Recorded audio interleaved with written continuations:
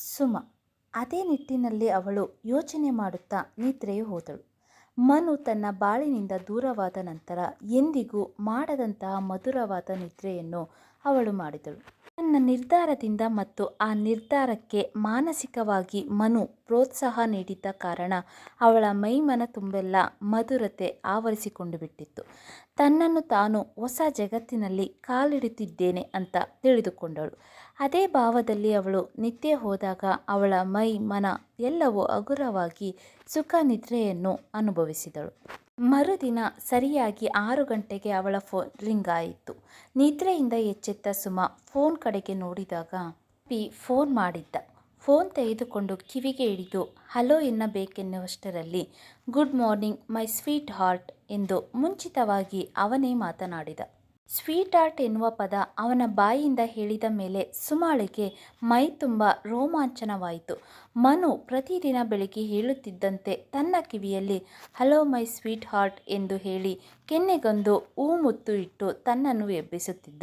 ಇಂದು ಅದೇ ರೀತಿಯಾಗಿ ಅವಿ ತನ್ನನ್ನು ಸ್ವೀಟ್ ಹಾರ್ಟ್ ಎಂದು ಕರೆದಾಗ ಅವಳಿಗೆ ತನ್ನ ನಿರ್ಧಾರ ಸರಿಯಾಗಿದೆ ಎಂದು ಅನ್ನಿಸತೊಡಗಿತು. ಅವಳು ಕೂಡ ಗುಡ್ ಮಾರ್ನಿಂಗ್ ಮೈ ಡಿಯರ್ ಎಂದು ಪ್ರತ್ಯುತ್ತರ ನೀಡಿದಾಗ ಅಭಿ ವಾವ್, ಎಂಥ ಸಂಬೋಧನೆ, ನಿಮ್ಮಿಂದ ಈ ಸಂಬೋಧನೆಯನ್ನು ನಾನು ನಿರೀಕ್ಷೆ ಮಾಡಿರಲಿಲ್ಲ ಎಂದು ಹೇಳಿದ. ಮನು ನಂತರ ಸುಮ ಮೊದಲ ಬಾರಿಗೆ ಮೈ ಡಿಯರ್ ಎಂದು ಇಂದು ಅವಿಗೆ ಅಂದಿದ್ದಳು. ಇಷ್ಟು ದಿನಗಳವರೆಗೂ ಅವಳು ಅವಿಯ ಜೊತೆಗೆ ಮಾತನಾಡಿದರೂ ಸಹ ಅವಳ ಬಾಯಿಂದ ಈ ಪದ ಎಂದಿಗೂ ಬಂದಿರಲಿಲ್ಲ. ಸರಿ, ಇಂದು ತನಗೆ ಗೊತ್ತಿಲ್ಲದೆ ಈ ಪದ ಅವಳ ಬಾಯಿಂದ ಬಂದು ಹೋಗಿಬಿಟ್ಟಿತ್ತು. ಅದು ಹೃದಯದಿಂದ ಬಂದ ಪದವಾಗಿತ್ತು. ಹಿಂದಿನ ದಿನದ ನಿರ್ಧಾರ ಇದಕ್ಕೆ ಕಾರಣವಿರಬಹುದು ಎಂದು ಅಂದುಕೊಂಡಳು. ಅಭಿ ಮಾತನಾಡತೊಡಗಿದ. ಸಾರಿ, ಬೆಳಿಗ್ಗೆ ಡಿಸ್ಟರ್ಬ್ ಮಾಡಿದ್ದಕ್ಕೆ. ಅಂದ ಹಾಗೆ ಅಪ್ಪ ನಾಳೆ ಸಾಯಂಕಾಲದ ಫ್ಲೈಟ್ಗೆ ಟಿಕೆಟ್ ಬುಕ್ ಮಾಡಿ ಕಳಿಸಿದ್ದಾರೆ. ನಾಳೆ ಮಧ್ಯಾಹ್ನದ ಹೊತ್ತಿಗೆ ನೀವು ರೆಡಿಯಾಗಿ. ನಾನು ಬಂದು ನಿಮ್ಮನ್ನು ಕರೆದುಕೊಂಡು ಹೋಗುತ್ತೇನೆ. ಇಬ್ಬರು ಕೂಡಿ ಹೋಗೋಣ. ನಾಳೆ ನಾನು ನಿಮ್ಮನ್ನು ಮೊದಲ ಬಾರಿಗೆ ನೋಡುವ ಅವಕಾಶ ಸಿಗುತ್ತಿದೆ ಎಂದು ಅವನು ಹೇಳುತ್ತಿದ್ದಂತೆ ಅವನ ಮಾತಿನಲ್ಲಿ ಅವನ ಮನದಲ್ಲಿಯ ಖುಷಿ ಕಂಡು ಬರುತ್ತಿತ್ತು. ತುಂಬ ಖುಷಿಯಾಗಿದ್ದ. ಅವನ ಮಾತು ಕೇಳುತ್ತಿದ್ದರೆ ಅವನ ಖುಷಿಯನ್ನು ಕಂಡು ಆನಂದ ಪಡುವುದಕ್ಕೆ ಸಾಧ್ಯವಿತ್ತು. ಆದರೆ ಅವನು ಸುಮಾರು 50 ಕಿಲೋಮೀಟರ್ ದೂರದಲ್ಲಿದ್ದಾನೆ. ಸುಮಾಳಿಗೂ ಸಹ ಅವನನ್ನು ನೋಡುವ ಕುತೂಹಲವಿತ್ತು. ಆದರೆ ಅವಳು ತನ್ನ ಕುತೂಹಲವನ್ನು ತನ್ನೊಂದಿಗೆ ಮನಸ್ಸಿನಲ್ಲಿ ಇಟ್ಟುಕೊಂಡಿದ್ದಳು. ಹೇಗೂ ನಾಳೆ ಒಬ್ಬರಿಗೊಬ್ಬರು ಭೇಟಿಯಾಗುತ್ತೇವೆ, ಆವಾಗ ನೋಡಿದರಾಯಿತು ಎಂದುಕೊಂಡಳು. ಅಭಿ ತನ್ನ ಮಾತನ್ನು ಮುಂದುವರೆಸುತ್ತಾ, ನೋಡಿ, ನನಗೆ ಗುಲಾಬಿ ಬಣ್ಣ ಎಂದರೆ ತುಂಬ ಇಷ್ಟ. ನಾವಿಬ್ಬರು ಮೊದಲ ಬಾರಿಗೆ ಒಬ್ಬರಿಗೊಬ್ಬರು ನೋಡುತ್ತಿದ್ದೇವೆ. ನನಗಾಗಿ ನೀವು ಗುಲಾಬಿ ಬಣ್ಣದ ಸೀರೆಯನ್ನುಟ್ಟುಕೊಂಡಿರಬೇಕು. ನಿಮ್ಮನ್ನು ಮೊದಲ ಬಾರಿಗೆ ಬಣ್ಣದ ಸೀರೆಯಲ್ಲಿ ನಾನು ಕಣ್ತುಂಬ ನೋಡಬೇಕು ಅಂತ ಆಸೆ ಪಡುತ್ತೇನೆ. ನನ್ನ ಕೋರಿಕೆ ನೆರವೇರುವುದೇ ನಿಮ್ಮಿಷ್ಟ. ಈಗ ನನ್ನ ಇಷ್ಟವಾಗಿದೆ. ಖಂಡಿತವಾಗಿ ನೆರವೇರಿಸುತ್ತೇನೆ. ನನ್ನ ಬರಿದಾದ ಬಾಳಲ್ಲಿ ದೀಪವನ್ನು ಹಚ್ಚಲು ಬಂದವರು ನೀವು. ಇರುವಾಗ ನಿಮ್ಮ ಕೋರಿಕೆಯನ್ನು ನಾನು ತಿರಸ್ಕರಿಸುವುದಿಲ್ಲ. ಖಂಡಿತವಾಗಿ ನೆರವೇರುತ್ತದೆ ಎಂದು ಹೇಳಿದಾಗ ಅವಳ ಮಾತನ್ನು ಕೇಳಿದ ಅಭಿ ತುಂಬ ಥ್ಯಾಂಕ್ಸ್. ನನ್ನ ಕೋರಿಕೆ ಇಷ್ಟು ಸರಳವಾಗಿ ಸಫಲವಾಗುತ್ತದೆ ಅಂತ ನಾನು ತಿಳಿದುಕೊಂಡಿರಲಿಲ್ಲ. ಅದರ ಬಗ್ಗೆ ಚಿಂತೆ ಬೇಡ. ನೀವು ನೋಡಲು ಹೇಗಿದ್ದರೂ ಸರಿ, ನಾನು ಅದರ ಬಗ್ಗೆ ಯೋಚನೆ ಮಾಡಿಲ್ಲ.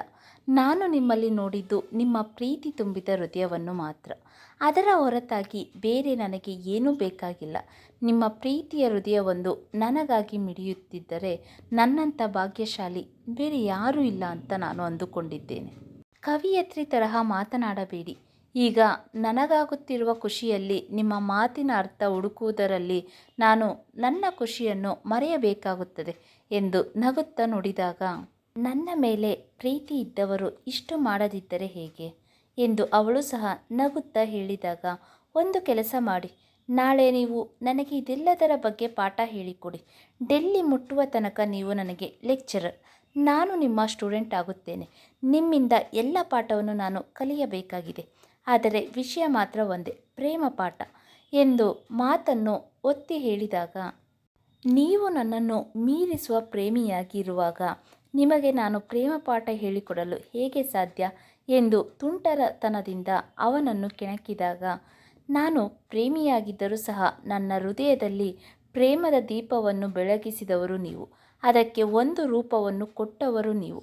ಹಣತೆಯಂತೆ ಸದಾ ಅದು ಬೆಳಗುವಂತೆ ಮಾಡಿದ್ದು ನೀವು. ನನ್ನ ಪ್ರೇಮ ದೀಪದ ಬೆಳಕಿನಲ್ಲಿ ನಿಮ್ಮನ್ನು ನೋಡುವ ಆಸೆ ನನಗಿದೆ. ನನ್ನ ಕಣ್ಣಲ್ಲಿ ನಿಮ್ಮ ರೂಪವನ್ನು ತುಂಬಿಕೊಂಡು, ನನ್ನ ಹೃದಯದಲ್ಲಿ ನಿಮ್ಮ ಹೃದಯವನ್ನು ಇಟ್ಟುಕೊಂಡು, ನನ್ನ ಎದೆ ಬಡಿತದ ಜೊತೆಗೆ ನಿಮ್ಮ ಎದೆ ಬಡಿತವನ್ನು ಕೂಡಿಸಿಕೊಂಡು, ಸದಾ ನಿಮ್ಮ ಜೊತೆಗೆ ಒಂದು ಕ್ಷಣ ಸಹಿತ ಬಿಟ್ಟಿರಲಾರದ ಹಾಗೆ ಜೀವನ ಪರ್ಯಂತವಾಗಿ ನಿಮ್ಮ ನೆರಳಲ್ಲಿ ಪ್ರೀತಿಯ ಪರಿಮಳವನ್ನು ಸವಿಯುತ್ತಾ ಕನಸಿನ ಲೋಕದಲ್ಲಿ ಶಾಶ್ವತವಾಗಿ ಇರಲು ನಾನು ಬಯಸಿದ್ದೇನೆ. ಅದು ನಿಮ್ಮಿಂದ ಮಾತ್ರ ಸಾಧ್ಯ ಅಂತ ನಾನು ಇಂದು ತಿಳಿದುಕೊಂಡಿದ್ದೇನೆ. ಆದರೆ ಇವುಗಳನ್ನು ನಾನು ಇಂದಿನವರೆಗೂ ಮನಸ್ಸಿನಲ್ಲಿ ಇಟ್ಟುಕೊಂಡಿದ್ದೆ. ಇಂದು ಸಂದರ್ಭ ಬಂದಿದೆ ಎಂದು ನನ್ನ ಮನಸ್ಸಿಗೆ ಕಟ್ಟಿದ ಎಲ್ಲ ಅಣೆಕಟ್ಟುಗಳನ್ನು ಬಿಚ್ಚಿಟ್ಟು ಹೃದಯದ ಮಾತುಗಳನ್ನು ಹೇಳುತ್ತಿದ್ದೇನೆ. ನಮ್ಮ ನಿಮ್ಮ ಮಿಲನಕ್ಕೆ ಇನ್ನು ಮುಂದೆ ಯಾವ ಕಟ್ಟಳೆ ಇರುವುದಿಲ್ಲ. ಕೇವಲ ನಮ್ಮಿಬ್ಬರ ಮನಸ್ಸು ಒಂದು ಕಡೆಯಾದರೆ ಇಡೀ ಪ್ರಪಂಚ ಇನ್ನೊಂದು ಕಡೆ. ನಿಮಗೊಂದು ಮಾತು ಹೇಳುತ್ತೇನೆ.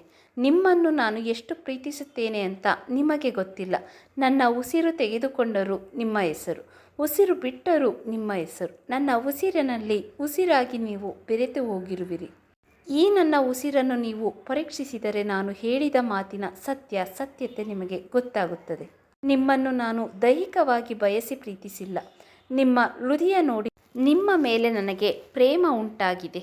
ನನಗೆ ಏನು ಹೇಳಬೇಕೆಂದು ಪದಗಳು ಸಿಗುತ್ತಿಲ್ಲ. ಆದರೂ ನನಗೆ ತಿಳಿದಷ್ಟು ಪದಗಳನ್ನು ಕ್ರೋಢೀಕರಿಸಿಕೊಂಡು ನಿಮಗೆ ಹೇಳುತ್ತಿದ್ದೇನೆ ಎಂದು ವಿವರವಾಗಿ ತನ್ನ ಪ್ರೀತಿಯ ಬಗ್ಗೆ ಅವನು ಸುಮಾಳಿಗೆ ಹೇಳಿದಾಗ, ಅದನ್ನು ಕೇಳುತ್ತಿದ್ದಂತೆ ಅವಳಿಗೆ ತಾನು ಆಕಾಶದಲ್ಲಿ ತೇಲಾಡುತ್ತಿದ್ದ ಅನುಭವ ಆಗತೊಡಗಿತು. ಬಹಳ ವರ್ಷಗಳ ನಂತರ ತಾನು ಪ್ರೀತಿಸಿದ ವ್ಯಕ್ತಿ ಈ ರೀತಿ ಮಾತನಾಡತೊಡಗಿದ್ದ. ಬಹಳ ವರ್ಷಗಳ ನಂತರ ಪ್ರೀತಿ ಸಿಕ್ಕಾಗ ಈ ರೀತಿಯಾಗಿ ಆಗುವುದು ತುಂಬ ಸಹಜವಾದರೂ ಇಂದು ಯಾಕೋ ಗೊತ್ತಿಲ್ಲ ಸುಮಾಳಿಗೆ ಒಂದು ರೀತಿ ಬೇರೆಯದೇ ಅನುಭವ ಆಗತೊಡಗಿತು. ಅದನ್ನು ಹೇಳಲಿಕ್ಕೂ ಬರುವಂತಿರಲಿಲ್ಲ, ಬಿಡಲಿಕ್ಕೂ ಬರುವಂತಿರಲಿಲ್ಲ. ನಿಮ್ಮ ಮಾತುಗಳನ್ನು ಕೇಳಿ ನನಗೆ ಏನು ಉತ್ತರ ಕೊಡಬೇಕೆಂದು ತಿಳಿಯುತ್ತಿಲ್ಲ. ಒಂದೇ ಮಾತಿನಲ್ಲಿ ಹೇಳಬೇಕಾದರೆ ನಾನು ಅನುಭವಿಸುತ್ತಿರುವ ಎಲ್ಲ ವಿಷಯವನ್ನು ನಿಮ್ಮ ಬಾಯಿಂದ ಕೇಳಿದಂತೆ ನನಗೆ ಆಗುತ್ತಿದೆ ಎಂದು ಸ್ಪಷ್ಟವಾಗಿ ಅವನ ಮಾತನ್ನು ತನ್ನ ಮಾತನಾಡಿಸಿ ಅವನಿಗೆ ಉತ್ತರ ನೀಡಿದಾಗ, ಅಭಿ, ಓ ಮೈ ಗಾಡ್, ಎಂಥ ಅನುಭವ! ನಿಜ ಹೇಳುತ್ತೇನೆ, ಕೇವಲ ಮಾತಿನಿಂದ ನಾವಿಬ್ಬರು ಇಷ್ಟು ದಿನ ಅನುಭವಿಸಿದ ಪ್ರೇಮದ ಸುವಾಸನೆ ನಾಳೆ ನಮ್ಮಿಬ್ಬರ ಭೇಟಿಯೊಂದಿಗೆ ಹೃದಯಗಳ ಮಿಲನವಾಗಿ ಒಂದು ನಿಜವಾದ ಅರ್ಥ ಬರುತ್ತದೆ ಅಂತ ನನ್ನ ಭಾವನೆ. ಹೌದು, ನನಗೂ ಸಹ ಅದೇ ರೀತಿ ಭಾವನೆ ಇದೆ ಎಂದು ಹೇಳಿದಾಗ ಅಭಿ, ದಯವಿಟ್ಟು ಮುಂದೆ ಮಾತನಾಡಬೇಡಿ. ಆಗಿರುವ ಸಂತೋಷವನ್ನು ತಡೆಯಲು ನನಗೆ ಆಗುತ್ತಿಲ್ಲ. ಇದೇ ರೀತಿಯಾಗಿ ಖುಷಿಯ ಮೇಲೆ ಖುಷಿ ಸಿಗುತ್ತಾ ಹೋದರೆ ನಾಳೆಯ ಹೊತ್ತಿಗೆ ನನಗೆ ಏನಾಗುತ್ತದೆ ಅಂತ ನನಗೆ ಹೆದರಿಕೆ. ನಾಳೆ ಭೇಟಿಯಾಗಿ ಸಮಕ್ಷಮ ಒಬ್ಬರಿಗೊಬ್ಬರನ್ನು ನೋಡಿಕೊಂಡು ಮಾತನಾಡಿದರೆ ಆಯಿತು. ಗುಲಾಬಿ ಬಣ್ಣದ ಸೀರೆ ಮಾತ್ರ ಮರೆಯಬೇಡಿ. ನಾಳೆ ಫ್ಲೈಟ್ ಇದೆ. ಸಾಯಂಕಾಲ 8 ಗಂಟೆಗೆ. 10 ಗಂಟೆಯವರೆಗೆ ನಾವು ಡೆಲ್ಲಿ ತಲುಪುತ್ತೇವೆ. ನಾವು ಇಲ್ಲಿಂದ 4 ಗಂಟೆಗೆಲ್ಲ ಹೊರಟು ನಿಮ್ಮ ಹತ್ತಿರ 5 ಗಂಟೆ ತನಕ ಮುಟ್ಟುತ್ತೇನೆ. 7 ಗಂಟೆಯವರೆಗೆ ನಾವು ಏರ್ಪೋರ್ಟ್ ತಲುಪಿದರೆ ಆಯಿತು. ಅಲ್ಲಿಯ ಎಲ್ಲ ಫಾರ್ಮಾಲಿಟೀಸ್ ಮುಗಿಸಿಕೊಳ್ಳಲು ಅರ್ಧ ಗಂಟೆ ಬೇಕಾಗುತ್ತದೆ. ನಾನು ನಾಳೆ ಎಲ್ಲಿ ಬರಬೇಕು ಅಂತ ಅಡ್ರೆಸ್ ಹೇಳಿ, ಕಾರು ತೆಗೆದುಕೊಂಡು ಬರುತ್ತೇನೆ ಎಂದು ಅವನು ಹೇಳಿದ. ಸುಮಾ ತನ್ನ ಮನೆಯ ಅಡ್ರೆಸ್ ಕೊಟ್ಟಳು. ಅಭಿ ಫೋನ್ ಡಿಸ್ಕನೆಕ್ಟ್ ಮಾಡಿದ. ಹಾಸಿಗೆಯಿಂದ ಎದ್ದ ಸುಮಾ ಮನೆ ಕೆಲಸದಲ್ಲಿ ತೊಡಗಿಕೊಂಡಳು. ಮನೆಯ ಪ್ರತಿಯೊಂದು ವಸ್ತು ಅವಳನ್ನು ನೋಡಿ ನನ್ನನ್ನು ನೀನು ಬಿಟ್ಟು ಹೋಗುತ್ತೀಯಾ ಎಂದು ಕೇಳುವಂತೆ ಇತ್ತು. ಸುಮಾಳ ಮನಸ್ಸಿನ ತುಂಬ ಸಂತೋಷ ತುಂಬಿಕೊಂಡು ಕೆಲಸ ಮಾಡುತ್ತಿರಬೇಕಾದರೆ ಅವಳ ಚಿತ್ತವಲ್ಲ ಮರುದಿನ ಭೇಟಿಯಾಗುವ ಅಭಿ ಕಡೆ ಇತ್ತು. ಕೆಲಸವನ್ನೆಲ್ಲ ಮುಗಿಸಿ ಸ್ನಾನ ಮಾಡಿಕೊಂಡು ಟಿಫನ್ ಮಾಡಿ ಬೆಡ್ರೂಮಿಗೆ ಹೋಗಿ ವಾರ್ಡ್ರೋಬ್ ತೆಗೆದು ತನ್ನ ಉಡುಪುಗಳನ್ನೆಲ್ಲ ಬ್ಯಾಗಿನಲ್ಲಿ ಹಾಕಿ ಪ್ಯಾಕ್ ಮಾಡತೊಡಗಿದಳು. 4 ದಿನಗಳ ಮಟ್ಟಿಗೆ ಆಗುವಷ್ಟು ಬಟ್ಟೆಗಳನ್ನು ಬ್ಯಾಗ್ನಲ್ಲಿ ಹಾಕಿ ಮತ್ತೆ ವಾರ್ಡ್ರೋಬಿನಲ್ಲಿ ನೋಡಿದಾಗ ಅಭಿ ಹೇಳಿದ ಗುಲಾಬಿ ಬಣ್ಣದ ಸೀರೆ ತನ್ನ ಹತ್ತಿರ ಇಲ್ಲ ಎಂಬುದು ಅವಳ ಗಮನಕ್ಕೆ ಬಂತು. ಬೇಗನೆ ಊಟ ಮಾಡಿ ಮನೆ ಬೀಗ ಹಾಕಿಕೊಂಡು ಮಾರ್ಕೆಟಿಗೆ ಬಂದಳು. ಸೀರೆ ಅಂಗಡಿ ಹೊಕ್ಕುವಲ್ಲಿ 1 ತಾಸಿನವರೆಗೆ ಹುಡುಕಿ ಕೊನೆಗೆ ಅತಿ ಸುಂದರವಾದ ಬಿಳಿ ಬಣ್ಣದ ಚಿಕ್ಕವಾಗಿ ಕಸೂತಿ ಹಾಕಿರುವ ತಿಳಿ ಗುಲಾಬಿ ಬಣ್ಣದ ಸೀರೆಯೊಂದು ಅವಳ ಕಣ್ಣಿಗೆ ಬಿತ್ತು. ತನ್ನ ರೂಪಕ್ಕೆ ಮತ್ತು ಅಂಗಸೌಷ್ಠವಕ್ಕೆ ಈ ಸೀರೆ ಒಪ್ಪುತ್ತದೆ ಅಂತ ಗೊತ್ತಾಯಿತು. ಅದನ್ನು ಪ್ಯಾಕ್ ಮಾಡಿಸಿಕೊಂಡು ಬಂದಳು. ಮನೆಗೆ ಬಂದು ಒಂದು ಬಾರಿ ಆ ಸೀರೆ ಉಟ್ಟುಕೊಂಡು ನೋಡಿದರಾಯಿತು ಎಂದು ಬೆಡ್ರೂಮಿನಲ್ಲಿ ಕನ್ನಡಿಯ ಮುಂದೆ ನಿಂತುಕೊಂಡು ಸೀರೆ ಉಟ್ಟುಕೊಂಡು ನೋಡಿದಾಗ ತನ್ನನ್ನು ತಾನು ಅಪ್ಸರಿಯ ರೂಪದಲ್ಲಿ ಕಂಡುಕೊಂಡಳು. ಹಾಗೆ ಆ ಸೀರೆಯನ್ನು ಉಟ್ಟುಕೊಂಡು ಮನು ಫೋಟೋ ಮುಂದೆ ಹೋಗಿ ನಿಂತಾಗ ಅವನು ಸಹ ತನ್ನ ಕಡೆಗೆ ಮೆಚ್ಚುಗೆಯ ನೋಟ ನೋಡುತ್ತಿದ್ದಾನೆ ಅಂತ ಅವಳಿಗೆ ಅನ್ನಿಸತೊಡಗಿತು. ಅದೇ ಮಧುರವಾದ ಭಾವನೆಯಲ್ಲಿ ಅವಳು ಇದ್ದಾಗ ಅವಳ ಫೋನ್ ರಿಂಗ್ ಆಯಿತು. ನೋಡಿದಾಗ ಕಾವೇರಿ ಅವಳಿಗೆ ಫೋನ್ ಮಾಡಿದ್ದಳು. ಹಲೋ ಸುಮಿ, ಏನು ಮಾಡ್ತಿದ್ದೀಯಾ? ನಾಳೆ ಹೋಗಲು ಎಲ್ಲ ತಯಾರಿ ಮಾಡಿಕೊಂಡಿದ್ದೀಯಾ ತಾನೇ? ಮಾಡಿದ್ದೇನೆ ಕಾವೇರಿ. ಸ್ವಲ್ಪ ಹೊತ್ತಿನ ನಂತರ ನಾನೇ ನಿನಗೆ ಫೋನ್ ಮಾಡುವವಳಿದ್ದೆ, ಅಷ್ಟರಲ್ಲಿ ನೀನೇ ಮಾಡಿದೆ. ಇಷ್ಟು ಹೊತ್ತಿನ ತನಕ ನಿನ್ನಿಂದ ಯಾವ ಸುದ್ದಿ ಬರಲಿಲ್ಲ. ಅದಕ್ಕೆ ನನಗೆ ಕಾಳಜಿ ಆಯಿತು. ಒಂದು ಸಲ ಕೇಳಿದರಾಯಿತು ಅಂದುಕೊಂಡು ನಿನಗೆ ನಾನು ಫೋನ್ ಮಾಡಿದೆ. ಒಳ್ಳೆಯದೇ ಆಯಿತು. ಅಭಿ ಬೆಳಿಗ್ಗೆ ಫೋನ್ ಮಾಡಿ ನಾಳೆ ಸಾಯಂಕಾಲ 8 ಗಂಟೆಗೆ ಫ್ಲೈಟ್ ಇರುವುದಾಗಿ ಹೇಳಿದ್ದಾರೆ. ಸಾಯಂಕಾಲ ಇಲ್ಲಿಗೆ ಬಂದು ನನ್ನನ್ನು ಪಿಕ್ ಮಾಡಿಕೊಂಡು ಹೋಗುವುದಾಗಿ ತಿಳಿಸಿದ್ದಾರೆ. ಅದಕ್ಕೆ ನಾಳೆ ಅವರನ್ನು ಮೊದಲ ಬಾರಿಗೆ ನಾನು ನೋಡುತ್ತಿರುವೆ. ಅದಕ್ಕೆ ಅಂತ ನಾನು ಈಗ ತಾನೇ ಅಂಗಡಿಗೆ ಹೋಗಿ ಹೊಸ ಸೀರೆಯನ್ನು ತೆಗೆದುಕೊಂಡು ಬಂದು ಟ್ರೈ ಮಾಡುತ್ತಿದ್ದೆ. ಅಷ್ಟರಲ್ಲಿ ನಿನ್ನ ಫೋನ್ ಬಂತು ಎಂದು ವಿವರವಾಗಿ ವಿಷಯವನ್ನು ಹೇಳಿದಾಗ ಕಾವೇರಿ ಸಂತೋಷದಿಂದಲೇ, ಪರವಾಗಿಲ್ಲ ಸುಮಿ, ಒಳ್ಳೆಯ ಬೆಳವಣಿಗೆಯಾದಂತೆ ಕಾಣುತ್ತಿದೆ.